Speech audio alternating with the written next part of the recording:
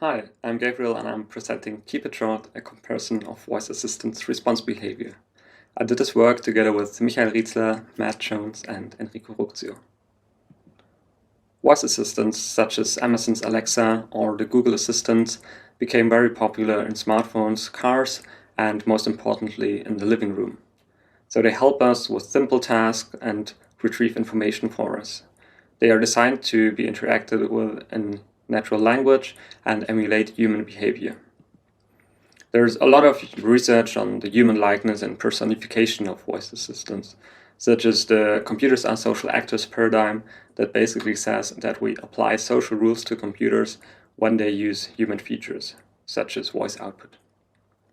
Experiments showed also that voice output affects the anthropomorphism even more than the physical appearance of computer systems, and that human-like speech improves the compliance and evaluation of computer systems. But we're also not quite there yet, as there's research that shows that voice assistants are seen as more formal and less authentic than human conversation partners and often fail to meet users' expectations in practice. To get a better understanding of those commercial voice assistants, we choose 8 typical tasks and performed them with the 3 most used voice assistants, and those are Amazon's Alexa, Apple Siri, and the Google Assistant. So what we found is that they always try to emulate human behavior by responding in full sentences. So based on this observation, we wondered if this is the best approach to emulate human behavior.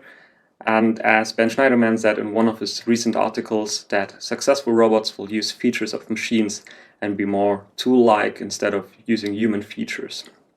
So therefore, we wanted to explore different response styles to often used requests and see how they are perceived by users. So for queries, where the user requests information, we started with the baseline, which is in full sentences, such as in commercial voice assistants. We then added a version which contains only the absolutely necessary information that was requested. So when the participants or the user ask about the weather tomorrow, we'll just give them the information sunny, 5 to -3 degrees. Then we added a third version, which is in between those 2 others, but is more data-oriented and not based on human grammar. So this gives you feedback about the request, which was the weather tomorrow, and then the information. Those response styles are also similar when using commands. So this is where we don't request information from the assistant, but want the assistant to perform a task for us. So here the minimal response is just a confirmation. So if you want music to be played back, the music just starts, and this is enough feedback. If you want to create a reminder, the confirmation is only okay. In the keyword, you also get the information of the request. So if you want to play Raphael's ukulele song, you get exactly this information in the keyword. And last but not least, there's also the full sentence baseline. So with those 3 response styles, we then created an online study where we used a browser-based voice assistant that we implemented in JavaScript. Our participants had to perform those 8 tasks that we also used for analysis, and 4 of them were queries and 4 of them were commands. Each of those participants had to do 3 times, and they were answered in the 3 response styles in a randomized order. So we had 72 participants in the study between 18 and 67 years. They all had prior experience with voice assistants, because we thought that it helps them to evaluate those response styles as they are already used to have a voice assistant and interact with them on a daily basis. As measures, we collected the response quality, response behavior, comprehensibility, and efficiency.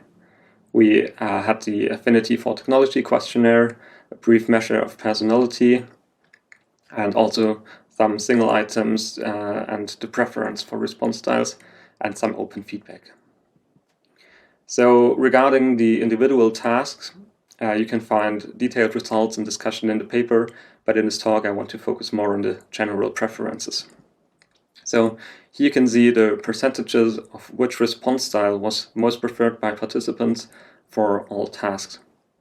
And you can see that for all but 2 of those tasks, the keyword condition was actually the most preferred. This is most likely because this is an efficient response style, but also provides enough context and feedback if the assistant understood everything correct.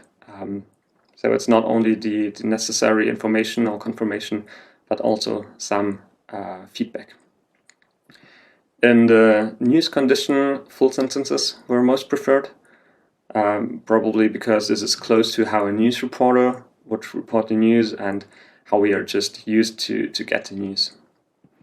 And in the home command condition, the confirmation only was preferred. So here the action that the assistant performs already provides enough feedback for the participants.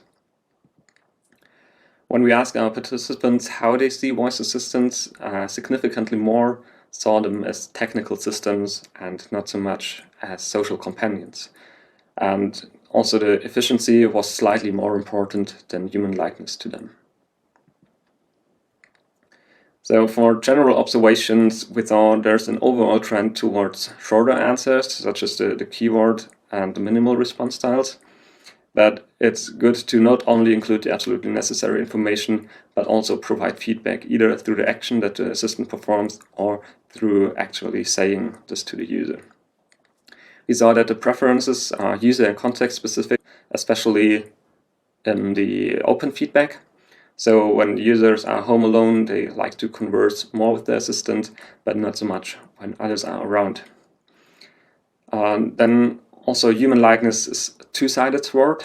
So if an assistant is very human-like, there's also human-like behavior and intelligence expected by the users. So the implications for the design of voice assistants, we thought that short and well-defined tasks don't require long responses, as they are already provide enough feedback through the tasks that are performed. We saw that responses to queries should be specific. So this means that you should listen to the user and don't just bin many requests to a generic response. And also, it's important to make the voice assistant configurable or adaptive, because there are users that like to converse with the assistant, but users that like to use this as a very efficient tool. So it's good to give both of those user types the assistants they want. So that's the end of my presentation. Please see the paper for more details. And if you like to give the different response styles a try, you can find an interactive demonstration on my website. Thanks for listening.